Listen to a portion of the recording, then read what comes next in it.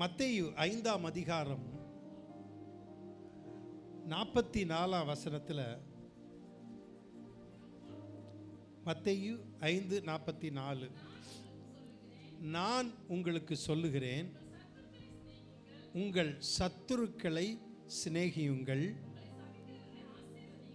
உங்களை பகைக்கிறவர்களை ஆசீர்வதியுங்கள், சபிக்கிறவர்களை,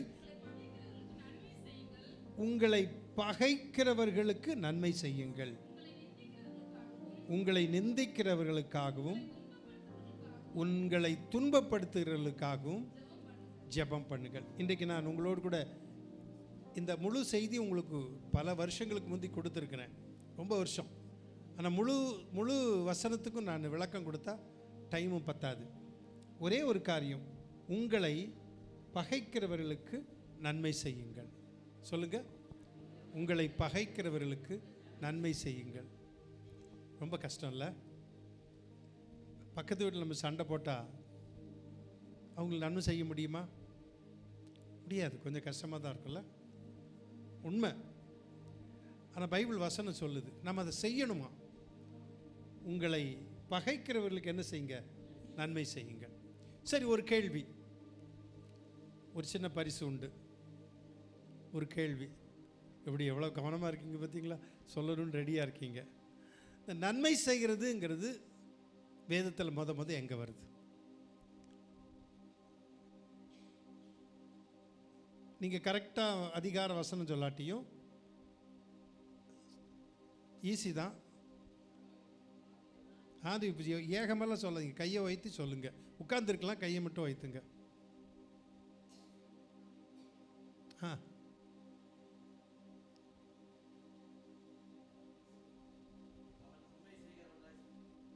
அது அப்போஸ்தலர் 10:38.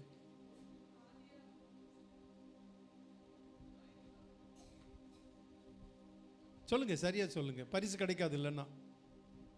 ஐயா, நீங்கள் சொல்லிடுவீங்கன்னு நினச்சேனே. சரி, 10 என்றதுக்குள்ளே கரெக்டாக சொல்லுங்க, கண்டுபிடிச்சிடலாம் பைபிளை பார்த்தா.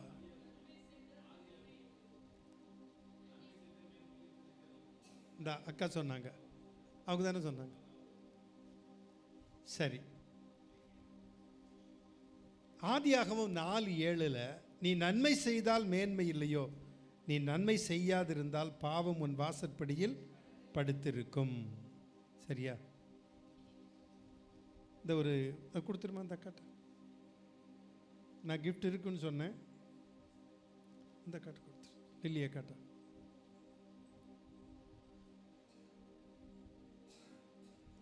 இப்படி கேள்வி கேட்டால் கொஞ்சம் நல்லா தான் இருக்குல்ல? சரி, தெரிஞ்ச கேள்வி தான் உங்களுக்கு கேட்குறேன், அதுவும் பிரசங்கம் பண்ணுறதுலேருந்து.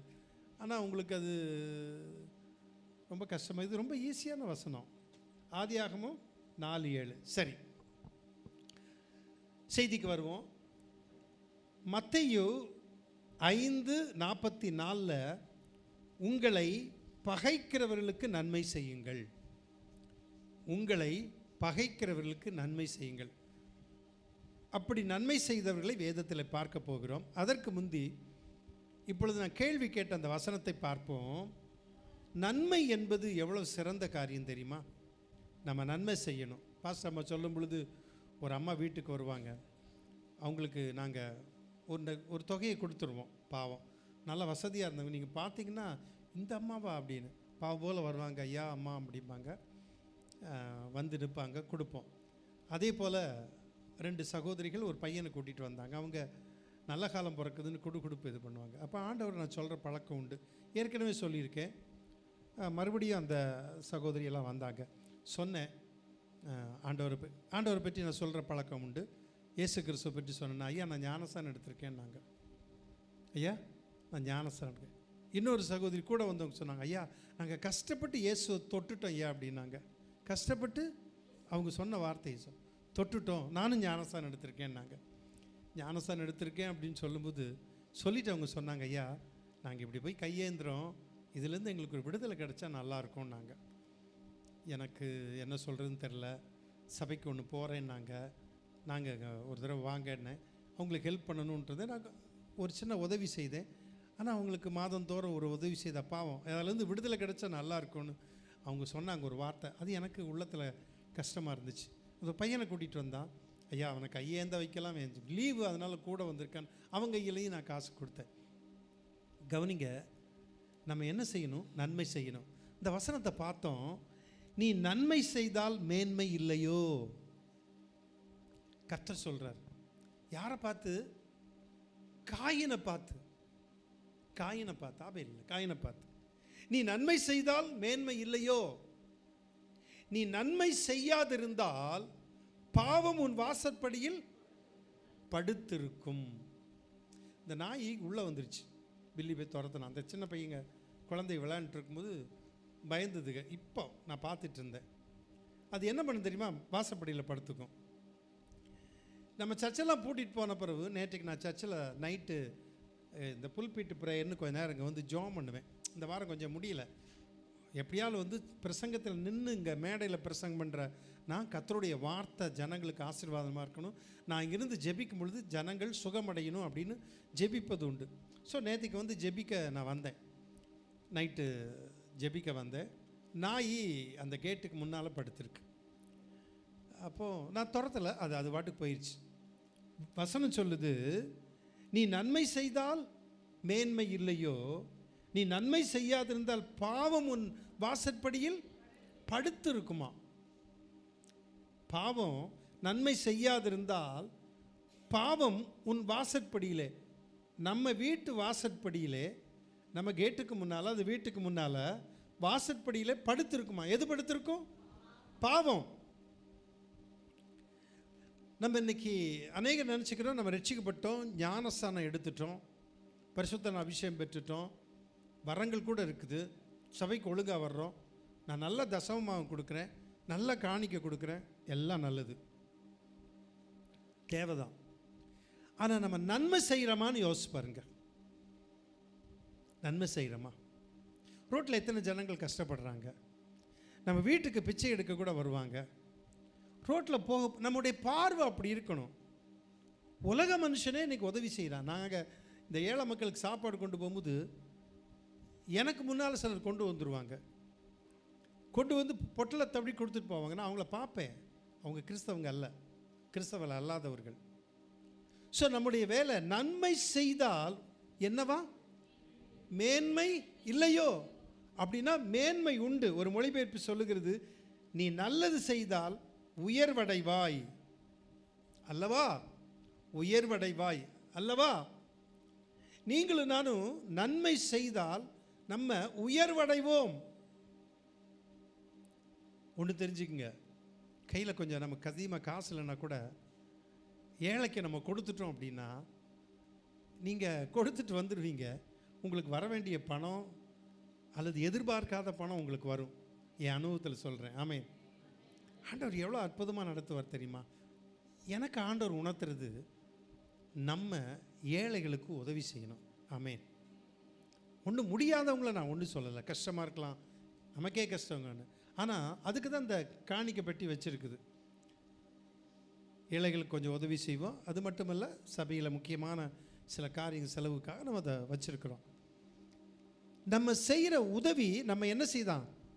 உயர்வடைய செய்கிறது.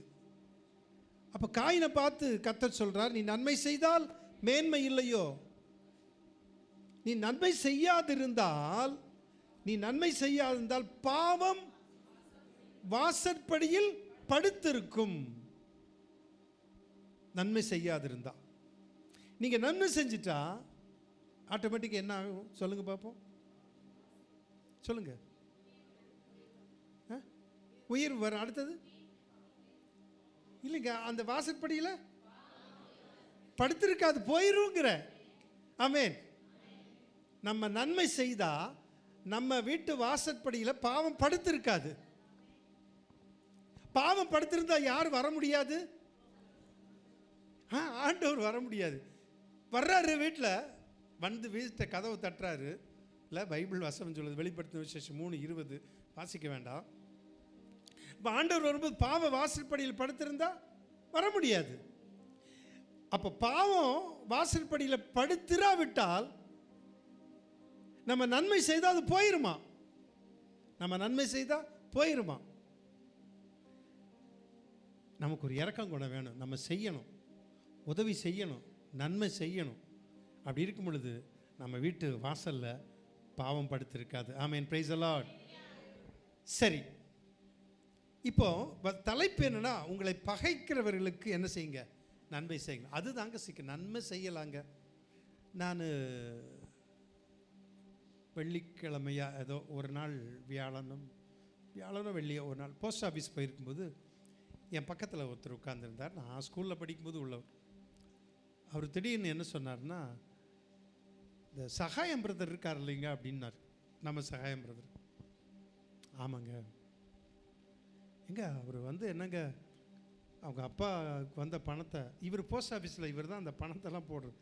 எனக்கு அப்படியே எல்லாத்தையும் கொடுத்துட்டாரு. ஏதோ வட இந்தியாவுங்க ஒரு தர்ம ஸ்தாபனத்துக்கு கொடுத்துட்டாங்களாம். அவருக்கு சொல்ல தெரியல எப்படி மிஷனரின்னு. ஆமாம், நம்ம எங்கள் சர்ச்சுக்கு தான் வர்றாருன்னு. உங்கள் சர்ச்சுக்கு வர்றாரு அப்படி மேலே கீழே பார்த்து அவர் எல்லாருக்கும் முன்னாலே ஒரு பிரசங்கமே பண்ணுறாரு. எல்லாம் என்னை திரும்பி பார்க்குறாங்க. நம்ம செய்கிற ஒரு காரியம், நான் உயர்த்தி பெருமையாக பேசுறதுக்குள்ள, நம்ம ஒரு செய்கிற ஒரு காரியம் நிச்சயமாக அநேகருடைய உள்ளத்தை தொடுது. நம்ம செய்கிற நன்மை. Price the Lord. ஒரு தேவனுடைய பிள்ளை, கிறிஸ்தவ பிள்ளை, ரட்சிக்கப்பட்ட தேவனுடைய பிள்ளை நன்மை செய்யணும். நமக்கே எல்லாம் இல்லை, நம்ம நல்லா இருந்தால் போதும். கை நீட்ட மாட்டேங்கிறோமே, இல்லை ஒன்று கொடுக்கறதுக்கு கூட முடியலையே, யோசிக்கிறோம். நான் காணிக்கை கூட சொல்லலை, இப்போ காணிக்கை பற்றி இப்போ பேசலை.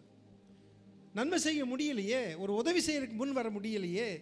ஆனால் ஆண்டவர் சொல்கிறாரு, உங்களை பகைக்கிறவர்களுக்கு நன்மை செய்யுங்கள். லூக்கா 6:33 வாசிப்போம். லூக்கா 6:33 கவனிங்க. உங்களுக்கு நன்மை செய்கிறவர்களுக்கே நீங்கள் நன்மை செய்தால், நீங்கள் நன்மை செய்வீங்க. யாருக்கு? இப்போ எனக்கு ஒரு நன்மை செஞ்சுருக்காங்க, நான் உங்களுக்கு செய்வேன். இந்த கல்யாண வீட்டுக்கு போகும்போது மொய் வைப்பாங்க, அதுக்கு என்ன சொல்லுவாங்க? இல்லை மொய் தாங்க. யார் சொன்னா? வட்டி இல்லாத கடனா திருப்பி கொடுக்க வேண்டியது. ஒரு மொய் ஒரு 500 ரூபா வச்சுட்டாங்க, 200 ரூபா வச்சுட்டாங்க அப்படின்னா, அந்த 200 ரூபாய திருப்பி என்ன செய்யணும்? போய் வச்சு ஆகணும். அதுக்கே போகிறது கல்யாணத்துக்கு. ஏன் வச்சாங்கன்னு இல்லைன்னா அவங்க சொல்லுவாங்க, நான் வச்சேன் அவனுக்கு. அல்லது அவன் ஒருவேளை 300 வச்சு நம்ம 200 வச்சுட்டா, நம்ம நோட்டில் வேறு எழுதி வைப்பாங்க, கரெக்டாக சொல்லி காட்டுவாங்க. நான் 300 ரூபா வச்சேன், 200 தான் வச்சேன் பாரு.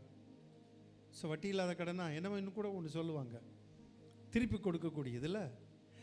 அதே போல் நமக்கு, உங்களுக்கு நன்மை செய்வர்களுக்கே நீங்கள் நன்மை செய்தால் உங்களுக்கு பலன். ஒருத்தர் நம்மளை கூப்பிட்டு அழகான ஒரு வான்கோழி பிரியாணி போடுறாங்க.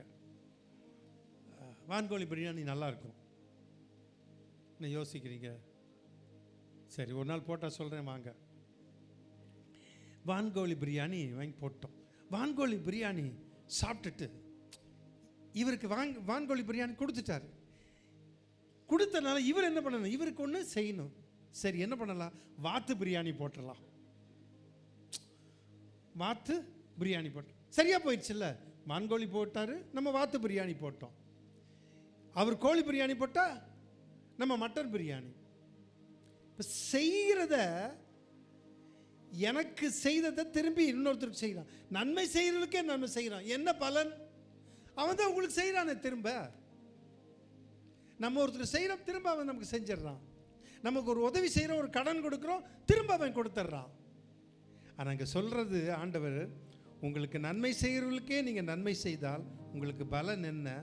பாவிகளும் அப்படி செய்கிறார்களே. கவனிங்க வசனம். இன்னைக்கு எபிரேய மொழி வசனம்லாம் விளக்கமெல்லாம் இல்லை, இதுதான். பாவிகளும் அப்படி மாற்றுவோமா நம்ம? எனக்கு ரொம்ப ஆசைங்க, ரொம்ப ஆசைங்க. மக்களுக்கு உதவி செய்யணும், ஏழைகளுக்கு உதவி செய்யணும். அது என்னமோ எனக்கு ஆண்டவர் உணர்த்திக்கிட்டே இருக்கார். என்னன்னு தெரியல. யாரையாவது பார்த்தா, நமக்கு அந்த அளவுக்கு வசதி இல்லை, பெரிய வசதி இல்லை, ஆனால் செய்யணுங்கிற ஒரு எண்ணம். வீட்டில் யாராவது ஒருத்தர் கேட்டுட்டாங்கன்னா எனக்கு ரொம்ப கஷ்டமாக இருக்கும். நான் சொன்னேன் பார்த்தீங்களா, அந்த பிள்ளைகள் 2 பேரும் ஞானஸ்தானம் எடுத்தவங்க, பொட்டெல்லாம் வச்சுருக்குது, அந்த குடுகுடுப்பை இது, அந்த இதில் செய்துட்டு இன்றைக்கும் அந்த தொழில் இது எங்கள் தொழிலுங்கிறாங்க பாவம். அப்போது அதுலேருந்து எங்களுக்கு விடுதலை வேணும், ஜெபம் பண்ணிக்கங்க ஐயான்னு சொல்லிட்டு திரும்பி போகும் பொழுது அவங்க சொல்லிட்டு போகிறாங்க, கர்த்தர் உங்களை ஆசீர்வதிப்பார், என்னை சொல்லிட்டு போகிறாங்க. அன்பான தேவனுடைய பிள்ளைகளே, இன்றைக்கு கிறிஸ்தவ சமுதாயத்தில் நன்மை செய்கிறது குறைஞ்சிருச்சு.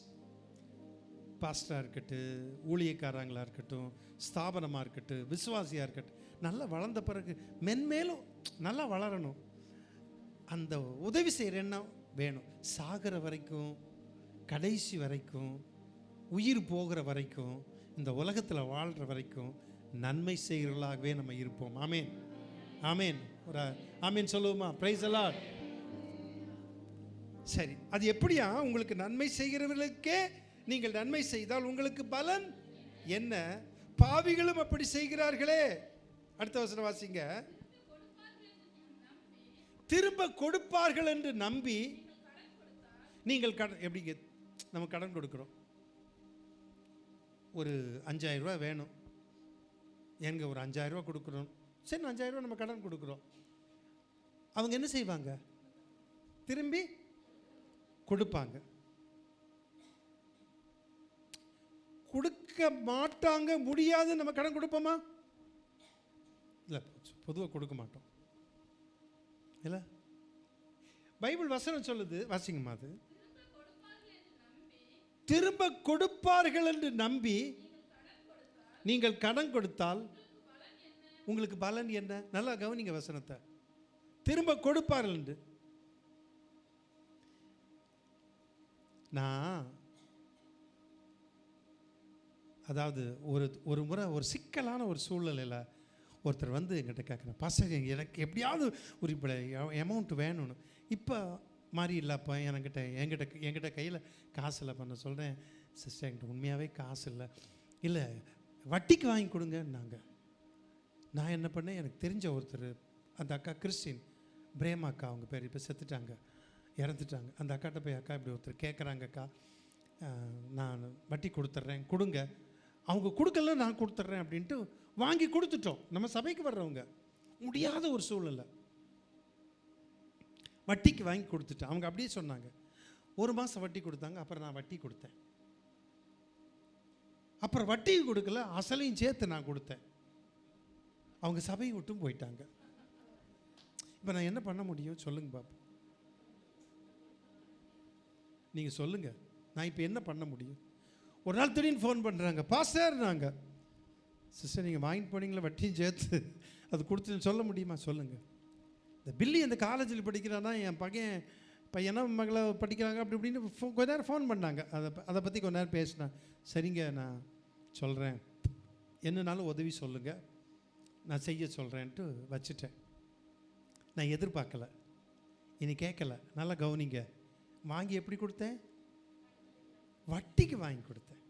சொல்லி தான் கொடுக்குறேன், இந்தாங்க வட்டிக்கு வாங்கி கொடுத்தேன். வட்டி நான் கட்டினேன். 1 மாதம் கட்டினாங்க, வட்டி நான் கட்டினேன். நீங்கள் யாரும் கேட்க மாட்டீங்க, நம்பிக்கை எனக்கு. வட்டியும் கட்டினேன், அசலையும் கட்டினேன். எப்படிப்பட்ட ஒரு பாஸ்டராக இருந்திருக்கேன் பாருங்க. கொடுத்துட்டு அவங்க சபை விட்டு போயிட்டாங்க. சபை விட்டு போயிட்டாங்க. அது சங்கடப்பட்டாங்க. ஒரு கட்டத்தில் என்னை அழ வச்சாங்க. ரொம்ப வருஷத்துக்கு முந்தி உள்ளது சொல்கிறேன். அழ வச்சாங்க. நான் ஏன் சொல்கிறேன், மனப்பூர்வமாக நான் அதை விட்டுட்டேன். ஆமே, கவனிக்க, நீங்களும் இழந்திருக்கலாம். கடந்த நாளாக நான் வீட்டுக்கு போயிருக்கும்போது, தம்பி ஜெகநாதன் பிரபா அவங்க மாமனார் வீடு, தம்பியுடைய அப்பா வீட்டுக்கு போயிருக்கும்போது அவர் சொன்னது, எங்கிட்ட ஒரு கடனை வாங்கி போயிட்டாங்க, கடனை திருப்பி கொடுக்கல. கேட்டால் அவர் என்ன பண்ணுவார்னா, நான் பார்த்துருக்கேன். நான் போயிருக்கும்போது, நான் போய் வீடுகளை சந்திக்கும் பொழுது, அவரை பார்க்கும் பொழுது திடீர்னு வருவாங்க. சுப்பிரமணியா என்ன ஒரு பேச்சுக்கு சொல்கிறேன், சுப்பா என்னடா கிட்டா என்ன அப்படின்னு கூப்பிடுவாங்க. ஐயா ஒரு 5000 ரூபா வேணும் அப்படிம்பா, இந்தா தூக்கி கொடுத்துருவாரு. அவன் கொடுத்தவன் என்ன சொல்கிறானா, போய் நீங்கள் ஸ்டேஷனில் சொல்லுங்கள், வேணாம் விட்டுட்டார். நான் சொன்னேன், நீங்கள் அதை கேட்கலாம்ல ஐயா, விட்டுட்டார். கவனிங்க, இதனால் நம்ம குறைஞ்சி போகிறது இல்லை. ஆமேன். உங்களுக்கு கொடுக்காம இருக்கலாம், ஆனால் அதுக்குள்ளே ஒரு ஆசீர்வாதம் இருக்குது. திரும்ப அதை சொல்லுவது, சொல்லி காட்டுவது, செய்வது தவறு. விடுங்க. அதுதான் தேவனுடைய பிள்ளைக்கு அழகு. ஆமேன். கொடுக்கணும். அடுத்த வசனம் வாசிங்க தங்கச்சி. திரும்ப கொடுப்பார் என்று நம்பி கடன் கொடுத்தால் உங்களுக்கு பலன் என்ன? திரும்ப தங்களுக்கு கொடுக்கப்படும்படியாக பாவிகளும் பாவிகளும் பாவிகளும் பாவிகளுக்கு கடன் கொடுக்கிறார்களே. கவனிங்க, இந்த வசனம் எனக்கு நேற்றுக்கு எவ்வளோ ரொம்ப நேரம் நைட் நான் முழிச்சிருந்து எடுத்தேன். எனக்கு ரொம்ப எனக்கு அந்த வசனம் பேசுச்சிங்க. என்ன உங்களுக்கு எப்படியோ தெரில, நல்ல ஒரு முடிவு பண்ணிட்டேன். கையில் காசு இருக்குதா, கொடுக்கணும் கேட்குறவங்களுக்கு. இந்தா அப்படி நினச்சிடாதீங்க. நான் ஏழைகளுக்கு சொல்லிகிட்டு இருக்கேன். சரி சரி, இல்லாதவங்களுக்கு நம்ம செய்யணும். சபையில் உள்ளவங்களுக்கு யாருமே பிரச்சனையாக இருக்குமோ நம்ம கொடுக்கணும். ரைட், போகட்டும். பாவிகளும் அப்படி செய்கிறார்களே. அப்போ நம்ம வந்து பாவிகள் அல்ல, நம்ம தேவனுடைய பிள்ளைகள். அடுத்த வசனம் வாசிங்க. உங்கள் உங்கள் சத்துருக்களை, ஏங்க சொந்தக்காரன் நேசிக்கிறீங்க முடியல, நீங்கள் வேற சத்துருக்களை சிநேகிக்கணும். என்னங்க நியாயம் இருக்கு? சத்துருக்களை சிநேகிங்கள், நன்மை செய்யுங்கள், கைமாறு கருதாமல் கொடுங்கள். பாஸ்டர், இந்த பிரசங்க எனக்கு அவ்வளோ நல்லா இல்லைங்க, எனக்கு என்னமோ ஒத்து வரல அப்படிம்பீங்க. கைமாறு கருதாமல் என்ன செய்யணுமா? எங்க ஆண்டவர் சொல்கிறாருங்க, நீங்கள் அப்படி செய்யும் பொழுது என்னென்னா நம்மளை ஏமாற்றுவாங்க பார்த்தீங்களா சிலர். ஆனால் ஏமாத்தினாலும் மறுபடியும் ஏமாறுவோம் பார்த்தீங்களா, அது நமக்கு விசேஷத்தை தாளந்து தெரியுமா? நீங்கள் ஏமாந்துருப்பீங்க, ஏமாந்த பிறகு மறுபடியும் ஏமாற்ற வரும்போது ஏமாறுறீங்க பார்த்தீங்களா, உங்களுக்கு ஒரு ஸ்பெஷல் கிஃப்ட் அது. அது அவங்கள்ட்ட ஏமாறுவோம். ஏமாந்துருக்கீங்களாம்மா? ரைட்.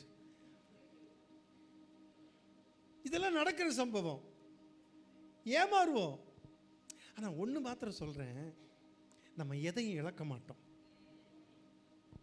எனக்கு தெரியும், கிங்கம்மா அவங்கள சொந்தமாக கடை வச்சுருந்தாங்க. அந்த கடையை இன்னொருத்தருக்காக விற்றாங்க, விற்றுக்கு பணம் கொடுத்தாங்க. அப்படி தானே சிஸ்டர்? சரிதானே? பார்த்தீங்களா? கேளுங்க. எனக்கு நான் கண்ணால் பார்க்குறேன். எங்கள் பாஸ்டர் கூட போவேன், ஜெபம் பண்ண போவேன். கொடுத்துட்டு அழுதாங்க.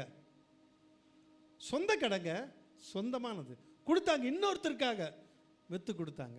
அவரையும் எனக்கு தெரியும், வாங்கினவரையும் எனக்கு தெரியும். ஆண்டவர் தருவார். அழுதாங்க, ரொம்ப அழுதாங்க, எல்லாத்தையும் இழந்துட்டேன்னு. ஆனால் ஆண்டவர் குறை வைக்கல. ஆமென். ஆண்டவர் சொந்த வீடை வாங்கினார், வாங்க வச்சார், உதவி செய்தார். Praise the Lord. அல்லேலூயா. நம்மை ஆண்டவர் அதுக்கு தான் வச்சிருக்கிறார், ஏமாறுறதுக்குன்னு நினச்சிடாதீங்க, கொடுக்கறதுக்கு வச்சிருக்கிறார். சரி, அடுத்த வசனமா? எத்தனாவது வசனம்? 36 வாசிங்க.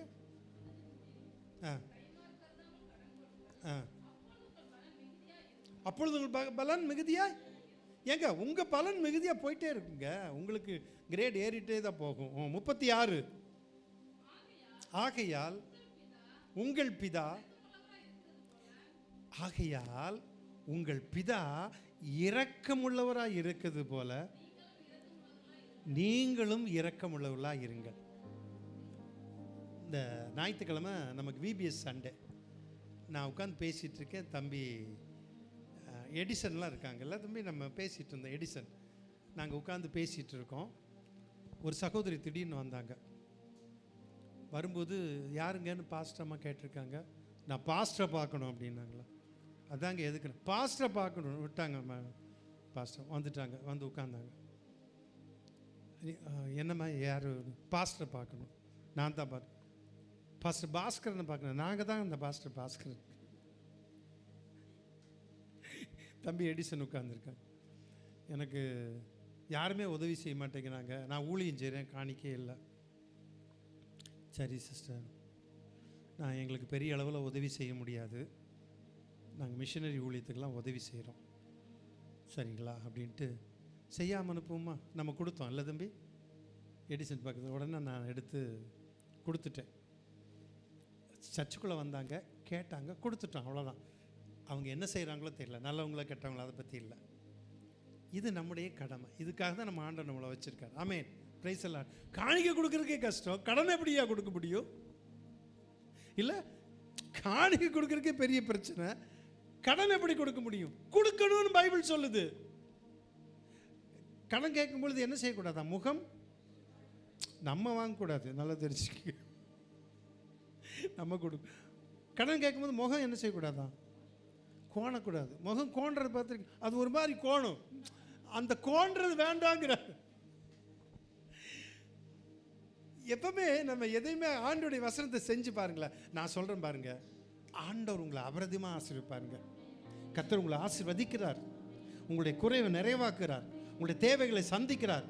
எதையோ வாக்குத்தத்தத்தை சொல்லி அல்ல, நீங்கள் இந்த வசனத்தின்படி செய்யும் பொழுது ஆண்டவர் உங்களை ஆசீர்வதிக்கிறார். ஆமென். உங்கள் வீடு தேடி வந்து எது கேட்டால் கொடுங்க, கொடுத்துருங்க. ஒருத்தர் 2000 ரூபாய் கேட்டாங்கன்னா 2000 ரூபாய் இல்லைன்னா 1000 ரூபாய் கொடுத்துருங்க. Price the Lord. கொஞ்சம் கஷ்டமாக தான் இருக்கும். ரைட், இப்போ பாயிண்ட்டுக்கு வரலாம். நமக்கு தீமை செய்கிறவர்களுக்கு நன்மை செய்யணுமா? அப்படி ஒரு மனுஷன் இருந்தான். வாசிப்போமா? 1 சாமுவேல் 24ஆம் அதிகாரம் 10-17 முடிய. இதோ கர்த்தர் சாமுவேல் கையில் சவுலை ஒப்பு கொடுத்தார். சவுல் ராஜா சாமுவேலை என்ன செய்தான்? வேட்டையாடினான். அடி கொன்னு அவனை தீர்த்தரணும்னு வெறியில. அதுக்கெல்லாம் தப்பிச்சான். ஈட்டி வச்சு எரியும் பொழுது அப்படி விலகிட்டான்.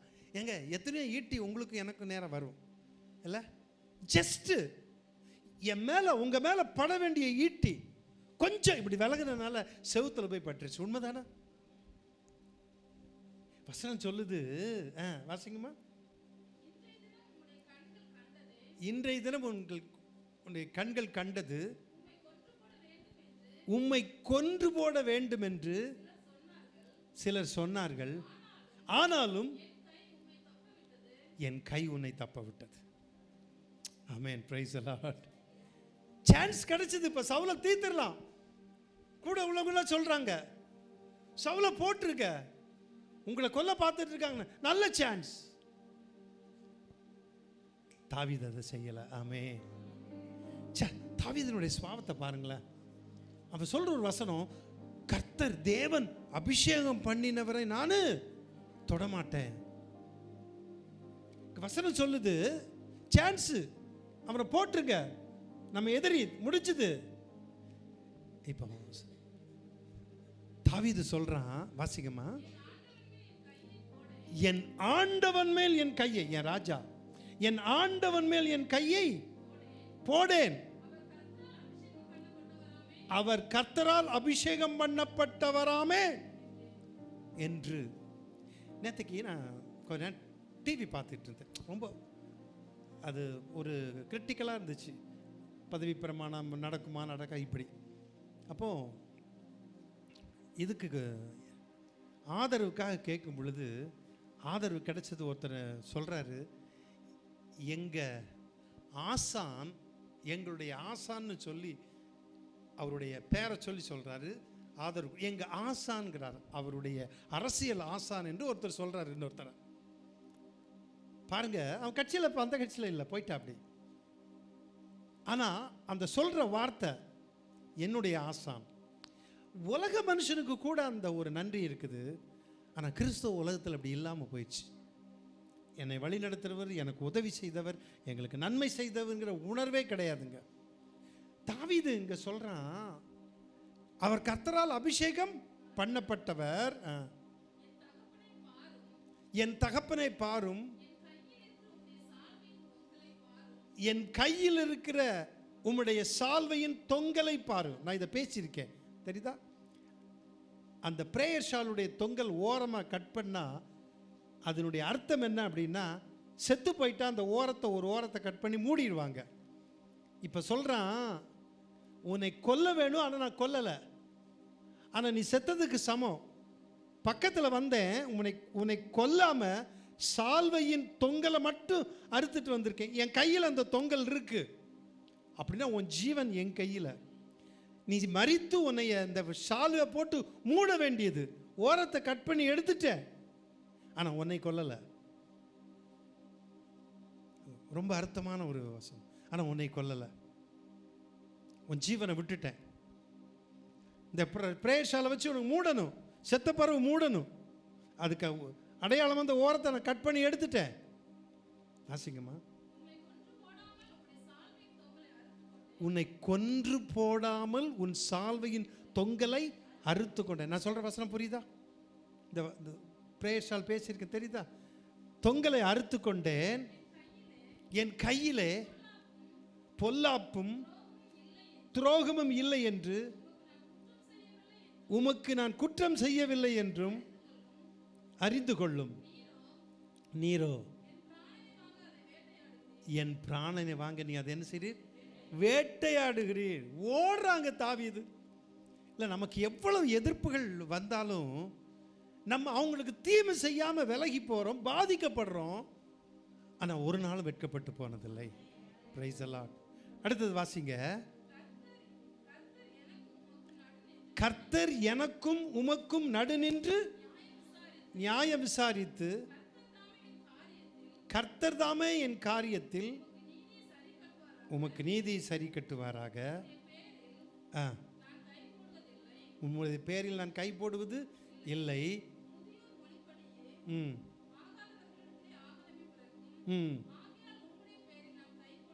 கை போடுவதில்லை.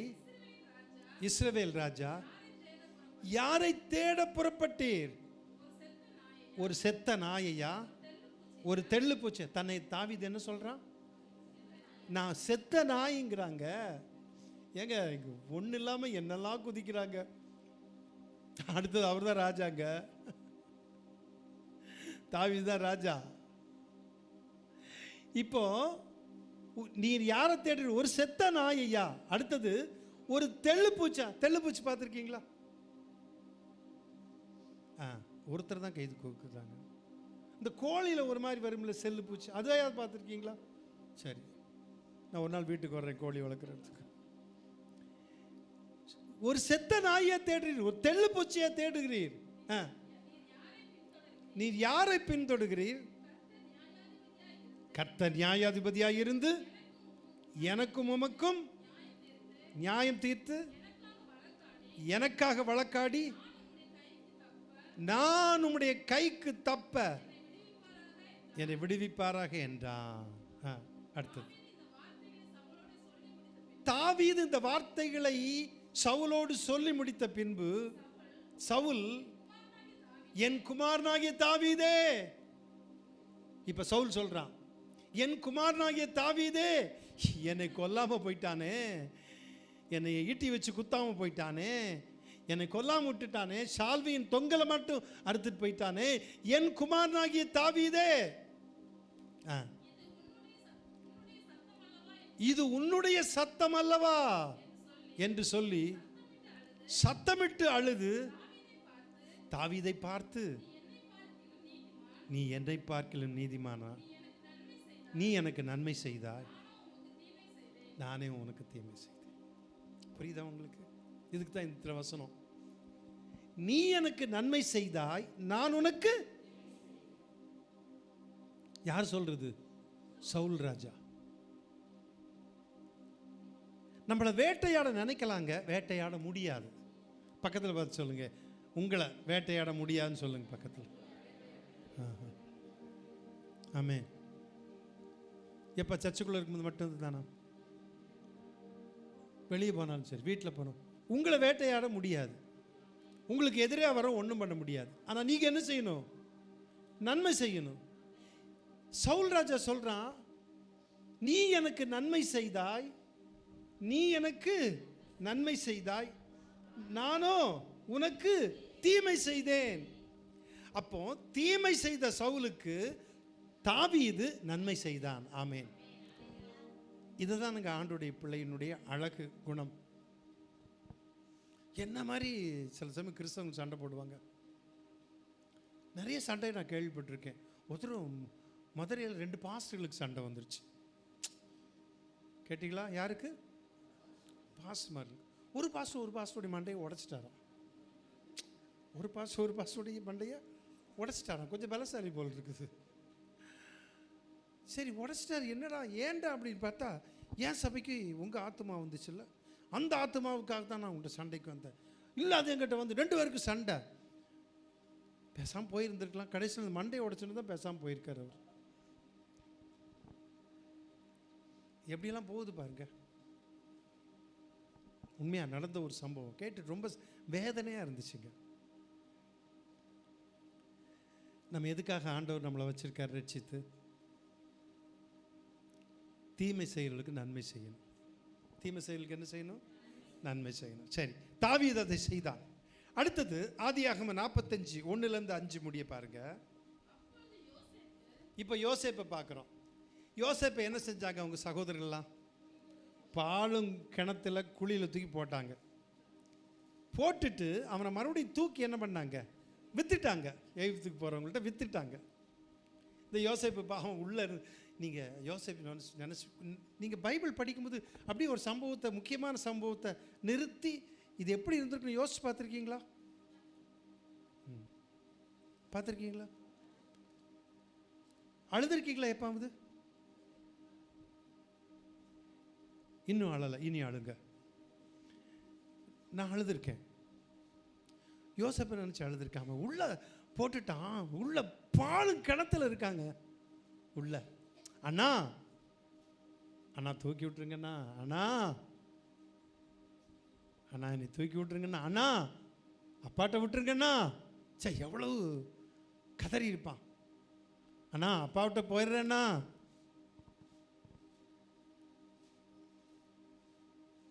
எவ்வளோ கஷ்டப்பட்டுருப்பான். சரி, மறுபடியும் அவனை தூக்கி வித்துட்டாங்க, போயிட்டான். இப்போ பஞ்சம் உண்டானோன்னு எல்லாம் எகிப்துக்கு வர்றாங்க. யார்? யோசேப்பினுடைய சகோதரர்கள்.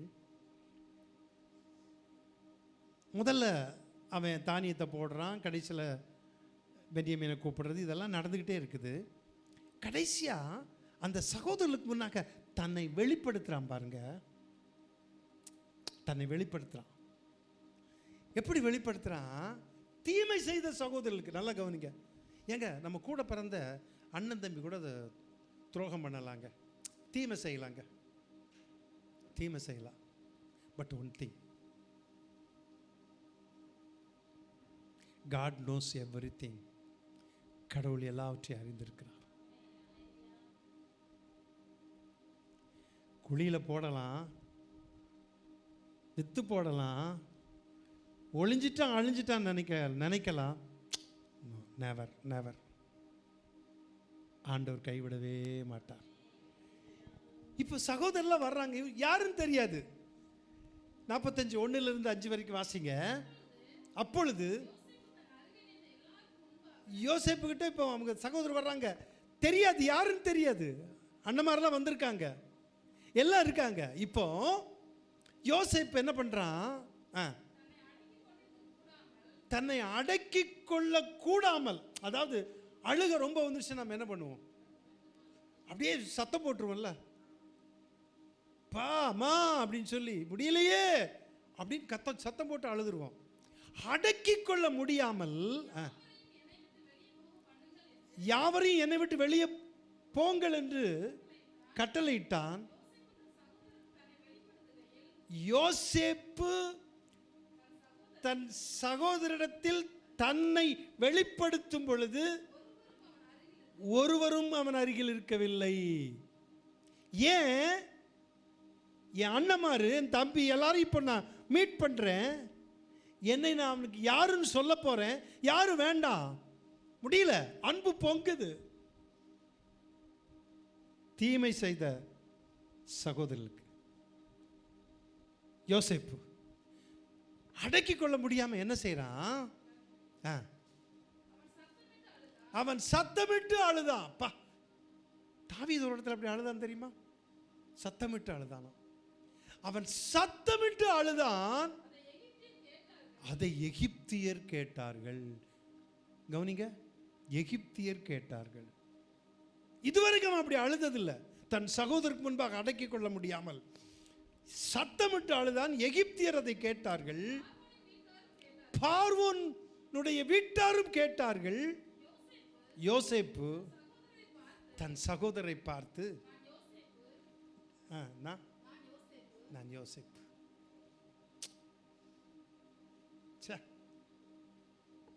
என்ன வசனங்க அந்த அந்த பகுதியை பார்த்தீங்கன்னா, இப்போ சொல்கிறான், அந்த சகோதரர்களுக்கு வெளிப்படுத்துகிறான். தீமை செய்த தன்னுடைய சகோதரருக்கு சொல்கிறான், அழுதுட்டு சொல்கிறான், நான் தான் யோசேப்பு, நான் தான் யோசேப்பு சொல்லிட்டு சொல்கிறான். அடுத்தது கேட்குறான், என் தகப்பனார் இன்னும் உயிரோடு இருக்கிறாரா? ஏன்? இவனுக்கு பல அங்கி, பல வர்ண அங்கியே தச்சு கொடுத்தவன், இவனை ரசித்தவன், யோசேப்பை ரொம்ப நேசித்தான். என் தகப்பன் இன்னும் உயிரோடு இருக்கிறாரா என்றான். அவனுடைய சகோதரர் அவனுக்கு முன்பாக கலக்கமுற்றிருந்தபடினால் உத்தரவு சொல்லக்கூடாமல், பதில் சொல்ல முடியாமல் இருந்தார்கள். அப்பொழுது யோசேப்பு தன் சகோதரன் நோக்கி, என் கிட்ட வாருங்கள் என்றான். அவர்கள் கிட்ட போனாங்க. அப்பொழுது தீமோத்தேங்க வா.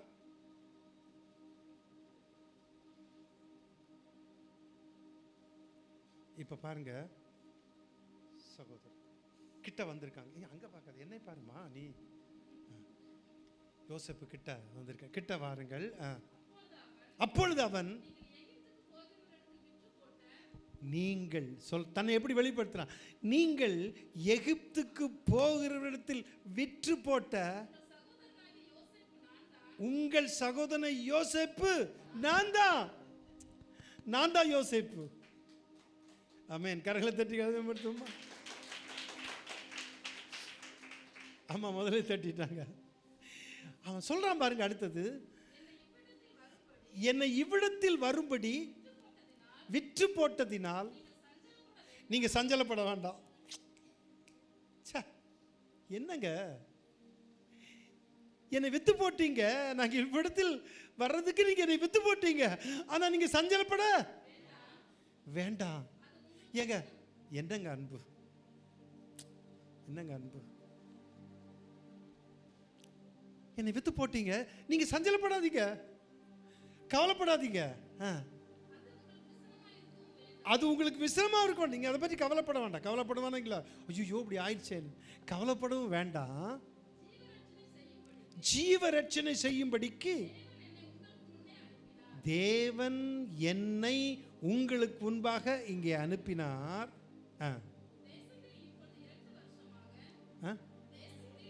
தேசத்தில் எத்தனாவது வருஷம்? 5 முடிச்சிது. என்னை இங்க அனுப்புறது, கவலைப்படாதீங்க, நான் தான் உங்க சகோதரன், யோசேப்பு தான் நான். இல்ல போய் மனசுல தீமோத்தேக்கு, நான் தான் உங்க சகோதரன், நான் தான் யோசேப்பு. தன்னை வெளிப்படுத்துறான். அவனுடைய ஸ்டாண்டு பாருங்க, அவன் நிற்கிற அந்த ஸ்தானம் பாருங்களேன், அவன் எப்படிப்பட்ட ஒரு உயர்வில் இருக்கான் பார்த்தீங்களா? சத்துருவையும் எதிர்ப்பா இருக்கிறவர்களையும் பகைக்கிறவர்களையும் நேசிக்கும் ஒரு குணம் இருக்கல்லவா? நீ நன்மை செய்தால் உயர்த்தப்படுவாய், நீ நன்மை செய்தால் மேன்மை அடைவாய். ஆமென். Praise the Lord. யோசேப்பை ஆண்டவர் அப்படி செய்தார், தாவீதை எப்படி செய்தார்? 2 வசனத்தை வாசித்து நான் முடிக்கிறேன். நீதிமொழிகள் 25, 21, 22. உன் சத்துரு பசியாயிருந்தால் எப்படிங்க? ஏங்க நமக்கு எதிரி யாருமே இல்லைங்க. எந்த கிறிஸ்தவத்துக்கு எதிர்பார்க்கக்கூடிய எல்லாமே இல்லைங்க. அதெல்லாம் ஒன்றுமே இல்லைங்க. உன் சத்துரு பசியாக இருந்தால் என்ன புசிக்கிறதுக்கு ஆகாரம் கொடு, அவன் தாகமாக இருந்தால் குடிக்கிறதுக்கு தண்ணீர் கொடு, அதனால் நீ அவன் தலையின் மேல். அது வேற, எரிகிற தழல குவிப்பாய், நீ நன்மை செஞ்சிரு, அது தழல் விழுந்துருவான் பாட்டுக்கு. சரி, ஆண்டவர் பாருங்க இப்படி இல்லை அப்படி இல்லை விட்டு கொடுக்காம அழகாக அடிக்கிறாரு பார்த்தீங்களா, வாழைப்பழத்தில் ஊசி ஏற்றுற மாதிரி. நீ செய்யி, நீ பண்ணு, நீ நன்மை செய்யி, அக்கிலி தழல் அவன் மேலே அது பாட்டுக்கு விழட்டு. ஆமேன். கர்த்தருக்கு எதிர்த்து நிற்கிறவர்கள் ஒரு நாளும் மேன்மை அடைய முடியாது, வாழ்வடைய முடியாது. ஆமேன். Praise the Lord. உங்களை பகைக்கிறவர்களுக்கும் நன்மை செய்யுங்கள். தாவீது அதை செய்தான். உங்களை பகைக்கிறவர்களுக்கும் நன்மை செய்யுங்கள். யோசேப்பு அதை செய்தான். நானும் நீங்களும் அப்படியே செய்வோம். ஆமேன். ரோமர் 12:21 நிறைவு செய்வோம். ரோமர் 12:20. நீ யாரு சொல்லுங்க? நான் தீமையினால் வெல்லப்படாமல் தீமையை நன்மையினால் வெல்லு. ஆமென். நீங்க என்ன செய்யணும்? தீமையை நன்மையினால் வெல்ல வேண்டும். தீமை நன்மையினால் வெல்ல முடியுங்க. ஜெயிச்சிருங்க. தைரியமா இருங்க. உதவி செய்யுங்க ஏழைகளுக்கு. நம்மளால் முடிந்த நன்மை செய்வோம். அப்போஸ்தலர் வாசிக்க வேண்டாம். அப்போஸ்தலர் 10:38 ஆண்டவராகிய இயேசு கிறிஸ்துவை குறித்து என்ன சொல்லப்பட்டிருக்கு? நசரனாகிய இயேசுவை தேவன் பரிசுத்த ஆவியினால் அபிஷேகம் பண்ணி நிரப்பி என்ன செய்தாராம்? அவர் நன்மை செய்கிறவராய் சுற்றி தெரிந்தாராம். நன்மை செய்கிறவராய் சுற்றி தெரிந்தார். நம்முடைய வேலையே அதாங்க. கிறிஸ்தவருடைய வேலையே அதுதான். நன்மை செய்கிறது தான். தீமை செய்யவே கூடாது. ஒருத்தருக்கு தீமை நினைக்க கூடாது. நன்மை மட்டும் செய்யணும். ஆமேன். Praise the Lord. தீமையை நன்மையினால் வெல்லு. கர்த்தர் உங்களை ஆசீர்வதிப்பாராக. ஆமேன். ஒரு சின்ன அறிவிப்பு, பில்லி சொன்ன அறிவிப்பு தான். அடுத்த வாரத்தில், இன்னைக்கு மிஷனரி காணிக்கை இருக்குது. அடுத்த வாரத்தில் நமக்கு கிடியோன் இன்டர்நேஷ்னல்லேருந்து வர்றாங்க டைரக்டாக நம்ம சர்ச்சை. மெயினாக 2 சர்ச்சு, ஒன்று சிஎஸ்ஐ சர்ச்சு, இன்னொன்று நம்ம சர்ச். ஏன் நம்ம சர்ச்சுக்கு அவ்வளோ முதல்ல ஒன்று கொடுக்குறாங்கன்னா, போனதில் நம்ம கொடுத்த காணிக்கை ரொம்ப அவங்கள எல்லாரும் அப்ரிஷியேட் பண்ணாங்க. பாஸ்டர் நல்லா காணிக்கைன்னு சொன்னாங்க எங்கிட்ட அந்த சிஎஸ்சியில் உள்ளவங்கெல்லாம். நான் பெருமைக்காக சொல்லலை. அதனால் நம்ம நம்ம நம்ம சர்ச்சுக்கு ஒரு பேர் இருக்குது.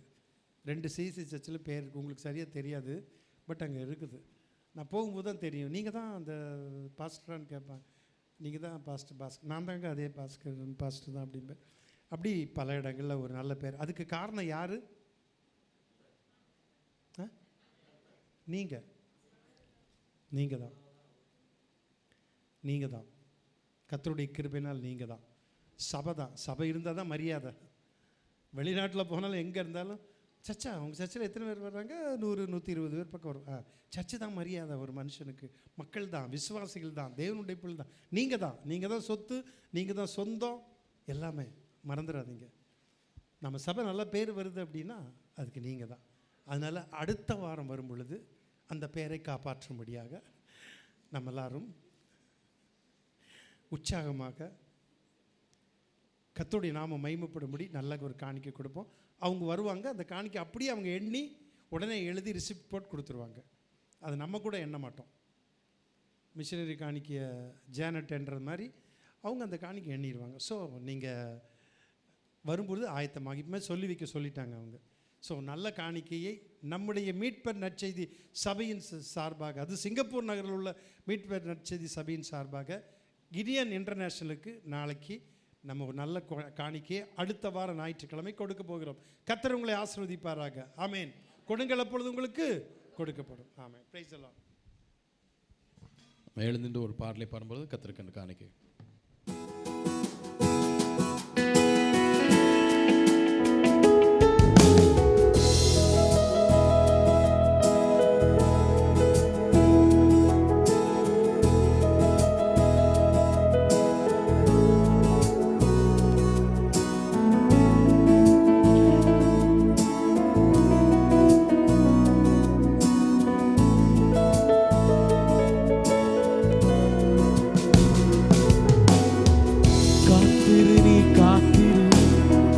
பொறுத்திரு கொஞ்சம் பொறுத்திரு, அவர் மேல் நம்பிக்கையாயிரு, காரியம் வாய்க்கும். காத்திரு நீ காத்திரு, பொறுத்திரு கொஞ்சம் பொறுத்திரு, அவர் மேல் நம்பிக்கையாயிரு, காரியம் வாய்க்கும். நன்மை செய்ய ஒருவருண்டு, நித்தம் செய்ய உனக்கு உண்டு. நன்மை செய்ய ஒருவருண்டு, நித்தம் செய்ய உனக்கு உண்டு. காத்திரு நீ காத்திரு, பொறுத்திரு கொஞ்சம் பொறுத்திரு, அவர் மேல் நம்பிக்கையாயிரு, காரியம் வாய்க்கும். காத்திரு நீ காத்திரு, பொறுத்திரு கொஞ்சம் பொறுத்திரு, அவர் மேல் நம்பிக்கையாயிரு, காரியம் வாய்க்கும். நீதிமான் ஒரு போதும் வெட்கம் அடைவதில்லை, கர்த்தர் தமது கையினால் அவனை தாங்குவார். நீதிமான் ஒரு போதும் வெட்கம் அடைவதில்லை, கர்த்தர் தமது கையினால் அவனை தாங்குவார். நன்மை செய்ய ஒருவருண்டு, நித்தம் செய்ய உனக்கு உண்டு. நன்மை செய்ய ஒருவருண்டு, நித்தம் செய்ய உனக்கு உண்டு. காத்திரு நீ காத்திரு, பொறுத்திரு கொஞ்சம் பொறுத்திரு, அவர் மேல் நம்பிக்கையாய், காரியம் வாய்க்கும்.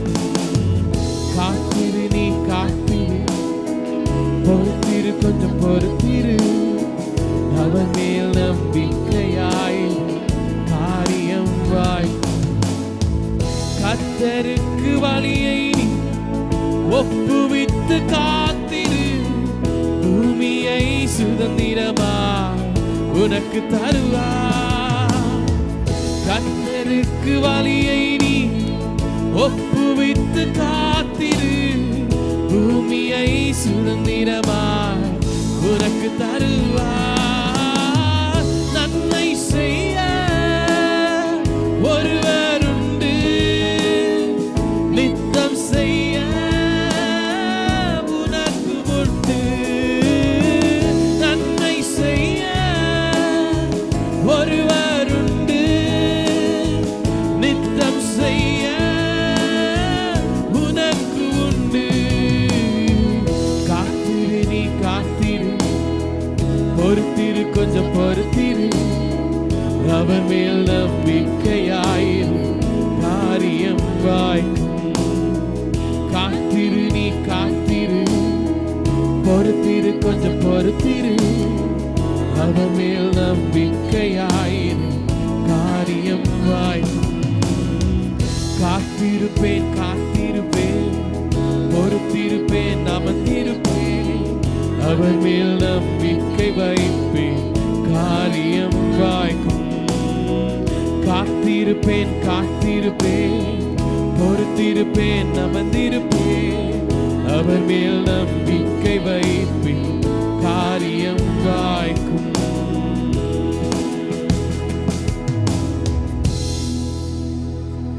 பரிசுத்தமுள்ள அன்பின் பிதாவே, உம்முடைய பிள்ளைகள் கொடுத்த 2 காணிக்கைகளுக்காய் நன்றி செலுத்துகிறோம்.